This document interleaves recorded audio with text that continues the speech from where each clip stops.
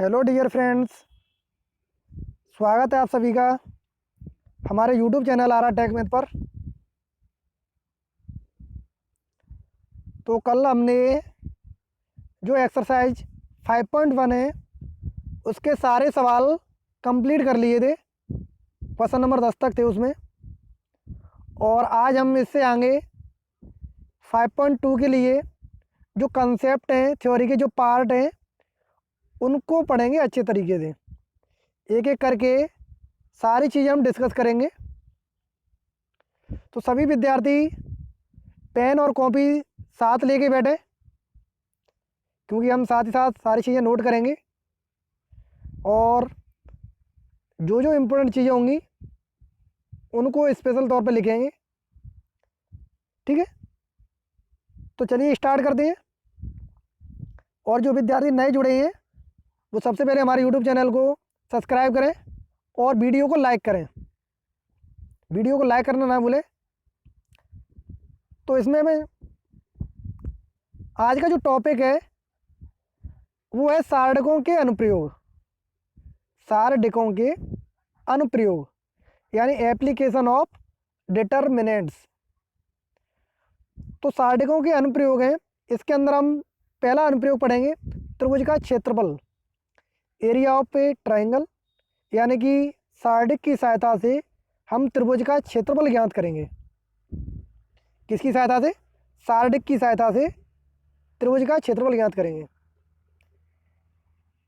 तो इसके लिए फॉर्मूला है कि यदि एक त्रिभुज के शीर्ष x1/1, x2/2 तथा x3/3 हो, तब यानी त्रिभुज के शीर्ष है ये। तो माना कि कोई त्रिभुज इस तरीके से है, ठीक है, जिसमें ए ऊपर पोजीशन है, बी और सी। तो यहाँ पर जो अवयव हैं वो है x1/1, बी के हैं x2/2 और सी के हैं x3/3। ठीक है, इस तरीके का अवयव है।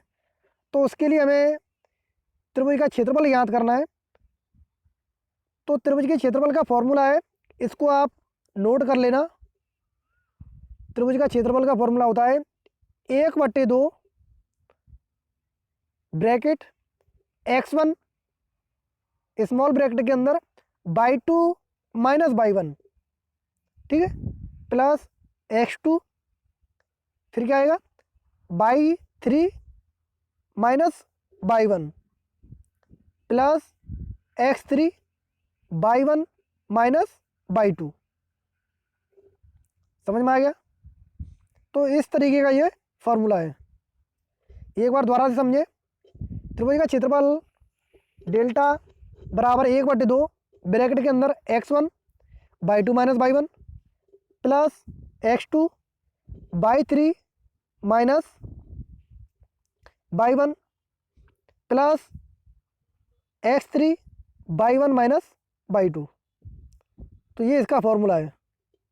ठीक है, अब ये कैसे बना है तो ये तो आप अच्छे तरीके से जानते होंगे। एक बार मैं फिर भी बता देता हूँ कि जो हमें अवयव दिए थे, जो शीर्ष के अवयव थे x1/1, x2/2 और x3/3, उनसे हमने एक सारणिक बनाया। ठीक है, तो x1/1 प्रथम पंक्ति में और 1 एक्स्ट्रा लिख दिया। इसी तरीके से x2/2 1, x3/3 1, और इसका हमने सिंपल प्रसार कर दिया। ठीक है, प्रथम स्तंभ से प्रसार करने पर तो जो पहला स्तंभ है x1, x2, x3, उसके रेस्पेक्ट में हमने इसका क्या किया है, प्रसार किया है। तो हमें इसका रिजल्ट जो मिला था वो मिला था x1/2 minus /1 /2 minus /3 plus x2/3 minus /1 plus x3/1 minus /2। इसलिए हमें ये फॉर्मूला प्राप्त हुआ। क्योंकि इसमें थोड़ी सी गलती लग रही मुझे पहले फॉर्मूला जो दिया था उसमें, क्योंकि यहाँ पर इन्होंने y1 लिख दिया है, वो y3 है। टाइपिंग मिस्टेक है ये। इसी तरीके से ये वाला फॉर्मूला सही है, नीचे वाला, इसको सही से नोट करना। ऊपर वाला जो फॉर्मूला दिया है वो गलत दिया है, ये सही है। x1 by two minus by three plus x two by three minus by one plus x three by one minus by two, यानी यहाँ पर बाई वन की जगह बाई थ्री है, बाकी सारा सही है। ठीक है, तो यही फॉर्मूला है। 1/2 इस पूरे के बाहर लगा लेना, 1/2 x1 by two minus by three plus x2 by three minus by one plus x3 by one minus by two. ठीक है, तो ये त्रिभुज के क्षेत्रफल का फॉर्मूला है। अब नोट करके लिखना, क्योंकि त्रिभुज का क्षेत्रफल है वो हमेशा ही एक धनात्मक राशि होती है, इसलिए त्रिभुज का क्षेत्रफल ज्ञात करते समय यदि सार्डिक का मान धनात्मक नहीं भी आता है, जैसे नेगेटिव मान आता है, तो हम उसको पॉजिटिव ही लेके चलेंगे। ठीक है, तो यहाँ पर ये नोट करके लिख लेना। जैसे एग्जाम्पल है एक त्रिभुज के क्षेत्रफल के लिए कि अगर किसी त्रिभुज के शीर्ष ए -3,3, बी 2,3 और सी 2,-2 हैं, तब हमें त्रिभुज का क्षेत्रफल ज्ञात करना है। ठीक है, तो सबसे पहले ये शीर्ष दिए हैं उसको हम एक सार्डिक के रूप में लिखेंगे, और सार्डिक के रूप में किस तरीके से लिखेंगे कि जो तीसरा स्तंभ है उसको हम 1 1 लिखेंगे, और बाकी 2 स्तंभों में इन शीर्षों की जो पोजीशन है उनको लिखेंगे x1/1, x2/2 और x3/3, इस तरीके के। लास्ट वाले में 1 1 1, तो इस तरीके से हम सार्डिक बना लेंगे।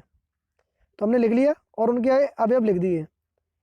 ठीक है, -3 3 1 2 3 1 2 -2 और 1।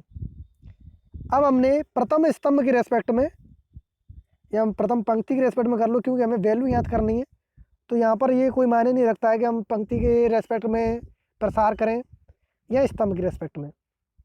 और चूँकि अगर आपको फॉर्मूले से करना है तो आप डायरेक्ट फॉर्मूले से कर दो। ठीक है, तो हमें फॉर्मूला ही लगाना है डायरेक्टली। और यहाँ पर अगर सिंपल देखा जाए तो प्रसार है, किसी भी रेस्पेक्ट में कर सकते हैं, वैल्यू दोनों से समान ही आएगी।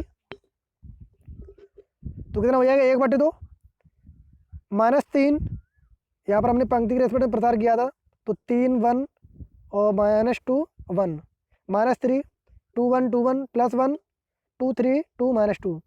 सॉल्व करेंगे इसे तो हमारे पास जो वैल्यू आएगी वो आएगी -25/2, यानी -12.5 वर्ग इकाई। तो ये हमारे त्रिभुज का क्षेत्रफल है वो नेगेटिव आ रहा है, लेकिन हमें कैसा लेके चलना है, पॉजिटिव, इसलिए हमारा आंसर क्या होगा, 12.5 वर्ग इकाई। तो ये एग्जाम्पल से हमें समझाया है कि हमें त्रिभुज के क्षेत्रफल का जो मान है वो नेगेटिव नहीं लेना है। ठीक है, तो आगे बात करें।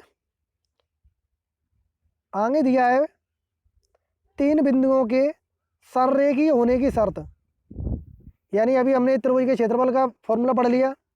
अब 3 बिंदुओं के सररेखीय होने की शर्त, यानी condition of collinearity of 3 point. सररेखीय मतलब एक ही रेखा पर 3 पॉइंटों के होने की जो कंडीशन है उसकी शर्त। तो सिंपल सी बात है कि जब 3 पॉइंट एक ही लाइन पर होंगे तो वहाँ पर हमारा त्रिभुज नहीं बन पाएगा। और क्योंकि हमने त्रिभुज का फॉर्मूला पढ़ा है, तो उसी फॉर्मूले से अगर हम कहें कि हमने अभी त्रिभुज का फॉर्मूला पढ़ा था वो अगर इक्वल टू 0 हो जाए, क्या हो जाए, 0, तो तीनों बिंदु कैसे हो जाएंगे, सररेखीय हो जाएंगे। ठीक है, यदि 3 बिंदु ए x1/1, बी x2/2, सी x3/3 सररेखीय है तो त्रिभुज ABC का क्षेत्रफल 0 होगा। ये हमारा फॉर्मूला है कि त्रिभुज बराबर 1/2 x1/1 1, x2/2 1, x3/3 1 बराबर 0, यानी कि पूरा x1/1 1, x2/2 1, x3/3 1, ये क्या आ जाएगा, 0 आ जाएगा। तो ये हमारे सररेखीय होने की कंडीशन है। तो ये हमारा दूसरा फॉर्मूला हो गया। इसका एक एग्जाम्पल दिया है, तो सररेखीय की बात कर रहा है, तो हमने इसका प्रसार कर दिया, और प्रसार करने के बाद हमने देखा कि इसका मान 0 आ रहा है कि नहीं आ रहा है। अगर 0 आ रहा है तो सररेखीय होगा, और 0 नहीं आ रहा है तो हमारा क्या हो जाएगा, त्रिभुज बन जाएगा। ठीक है, तीसरा है पॉइंट इसमें, 2 बिंदुओं से गुजरने वाली रेखा का समीकरण, equation of A line pass through 2 points, यानी 2 बिंदुओं से जो रेखा गुजरेगी उसका समीकरण क्या होगा।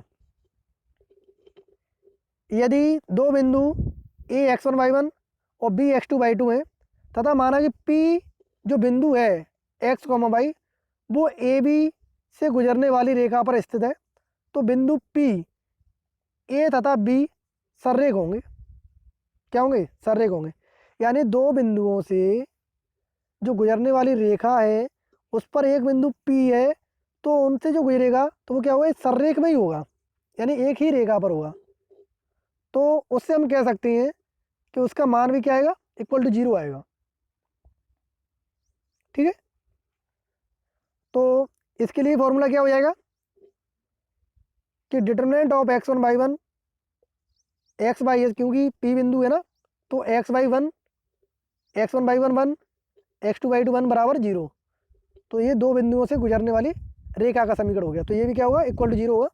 ये रेखा का समीकरण हो गया। ठीक है, जैसे एग्जाम्पल है, यदि बिंदु ए और बी से गुजरने वाली रेखा का समीकरण ये हो जाए x/1 और जो पॉइंट दिए हैं वो लिख देंगे 3 1 1 और 9 3 1। अब इसका प्रसार कर देंगे प्रथम पंक्ति रेस्पेक्ट में, तो हमारे पास समीकरण क्या मिल जाएगा? x - 3y बराबर 0। तो ये इस रेखा का क्या हो जाएगा? समीकरण हो जाएगा।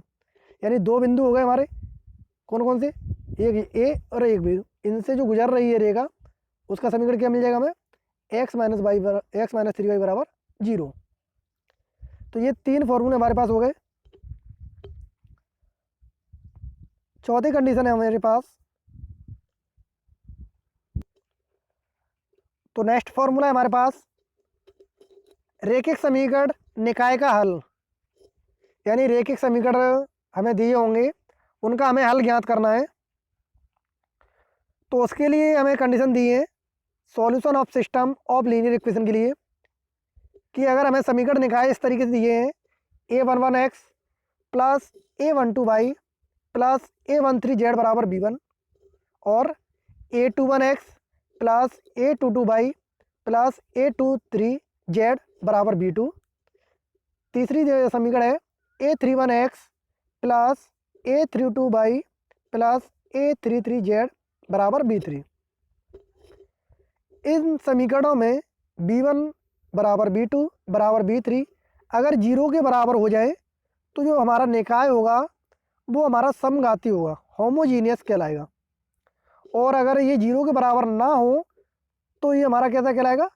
नॉन होमोजीनियस, विषमघाती निकाय कहलाएगा। ठीक है, अब यहाँ पर हम विषमघाती रेखीय समीकरण निकाय का हल ज्ञात करेंगे। किनका? विषमघात वालों का। ठीक है, अगर ये 0 के बराबर है तो समघात वाले तो हमने पहले पढ़े हैं, मैट्रिक्स और जो डिटरमिनेंट है। यहाँ पर हम विषमघात वालों के लिए पढ़ेंगे, क्योंकि वो नॉट इक्वल टू 0 होंगे, तो हमें उन समीकरण निकायों का हमें हल ज्ञात करना है। ठीक है, तो उसके लिए हमारे पास पहला नियम है सार्डिकों के प्रयोग से, सार्डिकों के प्रयोग से क्रैमर नियम के द्वारा। किस नियम के द्वारा? क्रैमर नियम, क्रैमर रूल्स। इसमें पहली जो कंडीशन है वो दो चरों वाले रेखीय समीकरण निकाय के लिए है, फिर दूसरी जो कंडीशन है वो तीन चरों वाले रेखीय समीकरण निकाय के लिए है। ठीक है, तो पहले दो के लिए पढ़ लेते हैं। तो क्रैमर रूल्स क्या कहता है कि यदि दो चरों वाले रेखिक समीकरण निकाय इस तरीके से हो a1x प्लस b1y बराबर c1, a2x प्लस b2y बराबर c2, तो इसके हल क्रैमर नियम से क्या होते हैं? x बराबर डेल्टा 1 बटे डेल्टा और y बराबर डेल्टा 2 बटे डेल्टा। ये फॉर्मूले हैं, इनको याद कर लेना और लिख लेना अच्छे तरीके से। यहाँ से हम x और y का मान निकाल सकते हैं। तो यहाँ से x क्या हो जाएगा?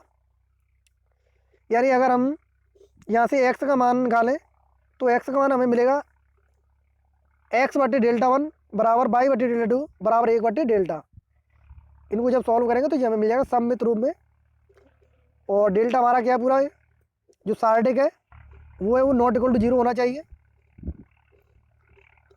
और जहाँ पर डेल्टा है वो क्या है? a1 b1 a2 b2 सार्डिक का मान है। ठीक है, और डेल्टा 1 कौन सा है? जो 1 1 वाली पोजीशन की है उनके लिए। इसके अंदर क्या आएगा? c1 b1 c2 और b2। डेल्टा 2 के अंदर क्या आएगा? a1 c1 और A2C2, इस तरीके से ये कंडीशन इसके अंदर आएंगी। तो इन चीज़ों को नोट कर लेना, क्योंकि इनका ही हमें प्रयोग करके इसको सॉल्व करना है क्रैमर रूल से। तो एक बार दोबारा से देख लें, x बराबर होता है डेल्टा 1 बटे डेल्टा और y बराबर होता है डेल्टा 2 बटे डेल्टा। यहाँ से हम 1 बटे डेल्टा का जो मान आएगा वो हमारा आएगा x बटे डेल्टा 1 बराबर y बटे डेल्टा 2, 1 बटे डेल्टा के बराबर। तो यहाँ पर जो डेल्टा होता है वो क्या होता है, A1 B1 A2 B2, ये सारे का मान होता है।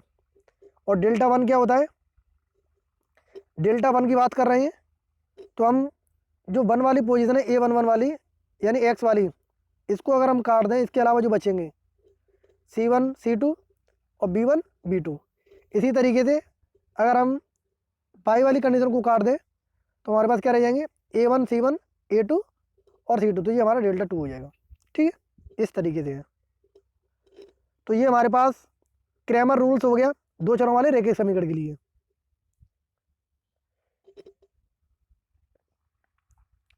अब इसके लिए कंडीशंस हैं विशेष परिस्थितियों वाली।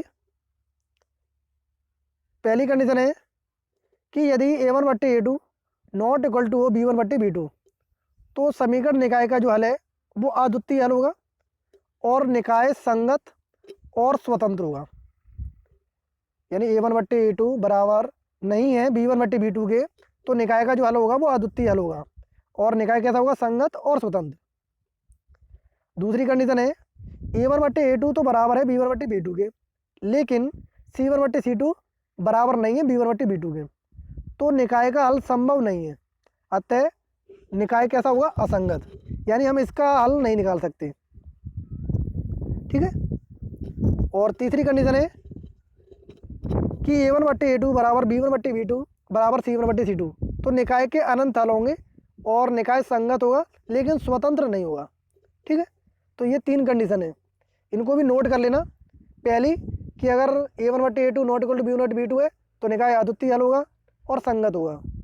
और अगर A1 बट्टे A2 B1 बट्टे B2 के बराबर है लेकिन C1 बट्टे C2 के बराबर नहीं है, तो इसका कोई भी हल ज्ञात करना संभव नहीं है और निकाय असंगत होगा। और अगर तीनों ही बराबर हैं तो इसके अनंत हल होंगे, निकाय संगत होगा लेकिन स्वतंत्र नहीं होगा। तो ये तो हो गए दो चरों वाले के लिए। अब है तीन चरों वाले रेखीय समीकरण निकाय के हल, जिसमें तीन चर होंगे। ठीक है। तो तीन समीकरण होंगे हमारे पास और चर हमारे पास कितने हैं, तीन है। तो समीकरण क्या है, A1x plus B1y plus C1z बराबर D1, A2x plus B2y plus C2z बराबर D2, A3x B3y plus C3z बराबर D3।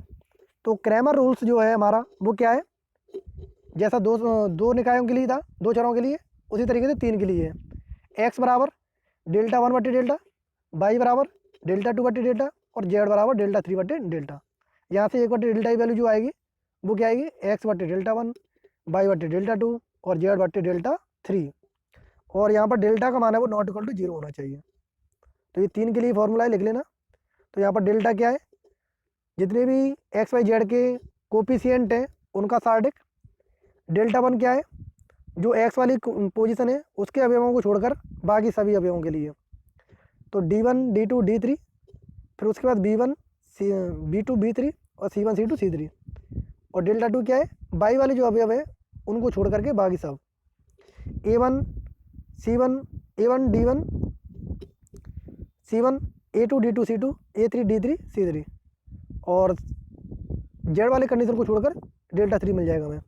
A1 B1 और D1 A2 B2 D2 और A3 B3 D3। तो ये फॉर्मूले हमारे पास क्रैमर रूल्स के लिए। तो इनको अच्छे तरीके से याद कर लेना और लिख भी लेना, क्योंकि ये फॉर्मूले हमें प्रयोग करने हैं। ठीक है, क्रैमर रूल्स वाले। तो यहाँ से हम आगे बढ़े। इसमें एक चीज़ और ध्यान रखना, वो ये कि जैसे हम अभी हमने जो अवयव लिखे हैं डेल्टा 1 डेल्टा 2 और डेल्टा 3 के लिए, तो अगर हम डेल्टा 1 निकाल रहे हैं तो मैंने बताया था कि जो एक्स वाली पोजीशन है इसके अवयवों को छोड़ करके बाकी सारे अवयव आएंगे। लेकिन जो हमने पोजीशन छोड़ी है ना एक्स वाली, उसकी जगह पहले डी वाली पोजीशन आएगी हमारी, जो इक्वल टू वाले में दी होती है, वो उसी जो चर है उस इस कॉलम के लिए आती है। ठीक है, इसी तरीके से जैसे पहले के लिए अगर हम बात करें एक्स के लिए हमने डेल्टा 1 निकाला तो इसकी जगह क्या आ गया D1 D2 D3 आ गए। ऐसे ही अगर हम बाई के अवयवों के लिए डेल्टा 2 निकालें तो बाई वाली जो पोजीशन है उसकी जगह क्या आ जाएगा D1 D2 D3 आ जाएगा। और अगर जेड के लिए निकालें तो जेड वाली जो पोजीशन है उसके लिए क्या आ जाएगा D1 D2 D3 आ जाएगा। तो ये याद रखने वाली चीज़ है। जैसे अगर हम एक्स के लिए निकाल रहे हैं तो एक्स वाले की जगह हम D1 D2 D3 रख देंगे, बाकी सेम टू सेम। और बाई के लिए निकाल रहे हैं डेल्टा 2 तो बाई की जगह हम रख देंगे, और जेड के लिए निकाल रहे हैं तो जेड वाली पोजीशन के लिए रख देंगे। ठीक है, तो ये 3x3 ऑर्डर के लिए हो गया। अब इसके लिए भी कंडीशन है कि यदि डेल्टा नॉट इक्वल टू 0 है तो समीकरण निकाय संगत होगा और इसका हल कैसा होगा, अद्वितीय हल होगा। और यदि सार्डिक का मान 0 है, यानी डेल्टा 1 डेल्टा 2 डेल्टा 3 तीनों 0 है, तो समीकरण निकाय संगत या असंगत हो सकता है। यदि निकाय संगत है तो उसके अनंत हल होंगे। कैसे हल होंगे, अनंत। तीसरी कंडीशन है कि यदि डेल्टा बराबर 0 है और डेल्टा 1 डेल्टा 2 डेल्टा 3 इनमें से कोई एक अशून्य है, मतलब 0 के बराबर नहीं है, तो समीकरण निकाय असंगत होगा और इसका हल निकालना संभव नहीं है। यानी यहाँ पर हमें 3 चीज़ें याद रखनी है।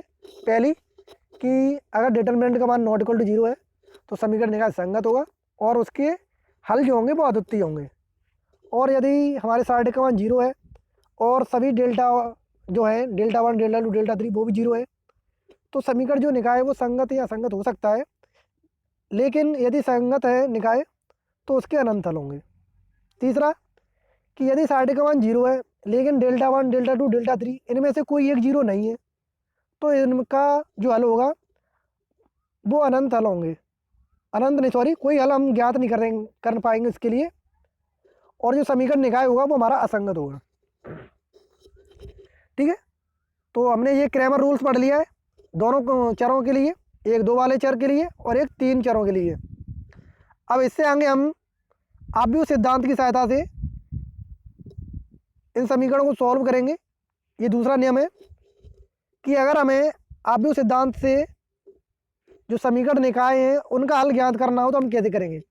ठीक है, तो हमने 3 समीकरण ले लिए, a11x plus a12y plus a13z बराबर b1, a21x a22y plus a23z बराबर b2, a31x plus a32y plus a33z बराबर b2। अब इनको हम क्या करें, इन समीकरणों को हम आव्यूह के रूप में लिख दें। कैसे, पहले जो अवयव वाले पोजीशन है उनको हम एक सार्डिक में लिख लें, और एक्स वाई जेड है उनको हम इस तरीके से स्तंभ में लिख लें एक्स वाई जेड, और इक्वल वाले जो हैं उनको इक्वल वाले में b1 b2 b3 के रूप में लिख लें। यानी कि यहाँ से अगर हम देखें तो हमें जो पूरा सार्डिक है जो आव्यूह है वो इस फॉर्म में मिल जाएगा, a x equal to b। यहाँ पर a क्या है, पूरी मैट्रिक्स जो उनके कोफिशिएंट हैं एक्स वाई जेड के उनका, और x क्या है जो वेरिएबल्स हैं एक्स वाई जेड उसका मैट्रिक्स है, और b क्या है जो इक्वल वाले अवयव हैं उनका मैट्रिक्स है। अब यहाँ पर जो a मैट्रिक्स है वो एक्स वाई जेड के जो गुणांक है उनको गुणांक आव्यूह है, और x समीकरण निकाय में उपस्थित जो चर है वो है। अब यदि determinant of a not equal to 0 है तब हम इस समीकरण को आगे सॉल्व कर सकते हैं और इसका हम मान निकाल सकते हैं एक्स वाई जेड का। तो इसके लिए कंडीशन क्या है कि हमारा जो डिटर्मिनेंट है ए का वो नॉट इक्वल टू 0 आना चाहिए। ठीक है, अगर ये नॉट इक्वल टू 0 आएगा तब हमें एक्स के जो अवयव हैं एक्स वाई जेड उनकी वैल्यू मिलेगी, और उसके लिए हमें फॉर्मूला प्रयोग करना पड़ेगा एक्स बराबर ए इनवर्स बी। यानी ए एक्स बराबर बी है तो ए को हमने दूसरी तरफ पहुंचा दिया RHS में तो वो ए इनवर्स हो गया, तो एक्स बराबर क्या हो जाएगा ए इनवर्स इंटू बी। इसको सॉल्व करके हमें एक्स की वैल्यू प्राप्त हो जाएगी, और एक्स में क्या है एक्स वाई जेड, यानी एक्स वाई जेड की जितनी वैल्यू आएंगी वो हमें मिल जाएगी। नोट करने वाली बात है कि डिटर्मिनेंट ऑफ ए अगर नॉट इक्वल टू 0 है तब तो हम ए इनवर्स इसका ज्ञात कर सकते हैं, ये हमने पहले भी पढ़ा था। और यदि determinant of A equal to 0 है तो इनवर्स ज्ञात नहीं कर सकते। इसका तात्पर्य क्या है कि समीकरण निकाय का हल नहीं होगा, यानी उसका कोई हल नहीं होगा। ठीक है, ये इसकी दूसरी कंडीशन है। जैसे इन्होंने दिया भी है कि इस तरीके से दो समीकरण निकाय दिए हैं और इक्वल टू 0 है, तो इसका मतलब क्या है कि इस समीकरण निकाय के अनंत हल है। क्या है? अनंत हल है। ठीक है, तो इस तरीके से ये हमारे पास कंडीशन है, तो जिनको हमें फॉलो कराना है। तो हमने आज क्रैमर रूल्स पढ़ लिया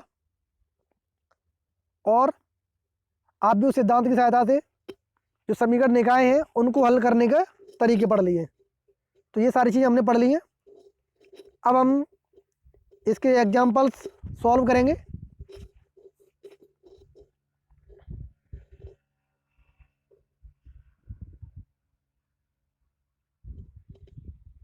देखिए, इसका पहला एग्जाम्पल है, वो हमें कह रहा है कि त्रिभुज का क्षेत्रफल ज्ञात कीजिए जबकि त्रिभुज के शीर्ष हमें दिए हैं। तो जो हमारा त्रिभुज का क्षेत्रफल का फॉर्मूला है, पहले तो हम इसको सारणी के रूप में लिख देंगे। तो डेल्टा बराबर 1/2 और सारणी में अभी अब लिख देंगे x1/1 1, x2/2 1, x3/3 1, और उन सभी की जगह इनके अभी अब लिख देंगे और इसे सॉल्व कर लेंगे तो इसका मान हमें मिल जाएगा। और अगर त्रिभुज के क्षेत्रफल का मान नेगेटिव आता है तो हम उसे पॉजिटिव ही लेके चलेंगे। ठीक है, दूसरे वाले में कह रहा है नेक्स्ट एग्जाम्पल में कि 3 बिंदु दिए हैं तो सररेख हैं, तो x का मान ज्ञात कीजिए।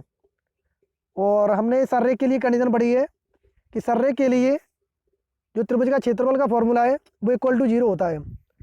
तो इसी तरीके से हम इसको 0 के बराबर लिख लेंगे, सारणी में लिखकर 0 के बराबर लिख लेंगे और उसका प्रसार कर देंगे, तो वहाँ से हम इसकी x की वैल्यू ज्ञात कर सकते हैं। नेक्स्ट एग्जाम्पल दिया है कि बिंदु 3 दिए हैं वो सररेख हैं। तो सररेख है तो हमें त्रिभुज का फॉर्मूला लगाना है क्षेत्रफल वाला, उसमें इन बिंदुओं को रखना है और उसका प्रसार करना है और देखेंगे अगर उसका मान 0 के बराबर आता है तो वो सररेख होंगे और नहीं आता है तो सररेख नहीं होंगे। तो इसे सॉल्व कर सकते हो आसानी से, संक्रिया लगानी पड़ेंगी इसमें और इक्वल टू 0 लाना है, तो ये क्या हो जाएगा, अपने आप सररेख हो जाएगा। नेक्स्ट एग्जाम्पल, दो बिंदु ए और बी, इनको मिलाने वाली रेखा का समीकरण ज्ञात कीजिए और के का भी मान ज्ञात कीजिए। यदि त्रिभुज ABC का क्षेत्रफल 2 वर्ग इकाई है जबकि सी पॉइंट है वो k,0 है। तो पहले तो हमें इन दो बिंदुओं को मिलाने वाली रेखा का समीकरण ज्ञात करना है। तो जैसा ही हमने उसमें पहले किया था, त्रिभुज के फॉर्मूले का हमने लगाया था, उसमें क्या किया था 1/2 और पहले बिंदु लिख लिए थे, या फिर पहले पॉइंट लिख लो x,y,1, फिर उसके बाद बिंदु लिख लो, फिर उसका प्रसार कर दो तो हमें समीकरण मिल जाएगा। और दूसरी बार में हमें क्या दिया है, त्रिभुज का क्षेत्रफल दिया है 2 वर्ग इकाई के बराबर। तो जो त्रिभुज के क्षेत्रफल का फॉर्मूला है वो हम रख देंगे, उसके तीनों पॉइंट दिए हैं तो तीनों पॉइंट रख देंगे और इक्वल टू में उसके जो फॉर्मूले का वर्ग दिया है 2 वर्ग इकाई क्षेत्रफल उसको रख देंगे प्लस माइनस करके और इसको हम सॉल्व कर लेंगे, तो हमें k की वैल्यू प्लस माइनस में मिल जाएंगी जो भी हमें संभव होंगी। नेक्स्ट एग्जाम्पल है, उसमें कह रहा है कि निम्न समीकरण निकाय कैसे हैं, यदि हल संभव हो तो क्रैमर रूल्स से इसको सॉल्व कीजिए। तो 2x2 मैट्रिक्स के हैं, यानी 2 वेरिएबल्स वाले हैं, 2 चर वाले हैं, तो क्रैमर रूल्स हमें लगाना है। तो क्रैमर रूल से हम करेंगे इनको। ठीक है, तो इनको करने की कोशिश करना, एग्जाम्पल्स को जो नहीं समझ में आए वो हमसे पूछ लेना और कल हम इन के जितने भी सवाल हैं इससे एक्सरसाइज के वो सारे कंप्लीट करेंगे। ठीक है, तो आज के लिए इतना ही। तो आप लोगों को आज की वीडियो कैसी लगी आप कमेंट करके हमें बता सकते हैं और इस वीडियो को लाइक करें, कमेंट करें और ज़्यादा से ज़्यादा लोगों को शेयर करें जिससे वो भी पढ़ सकें। तो जय हिंद दोस्तों।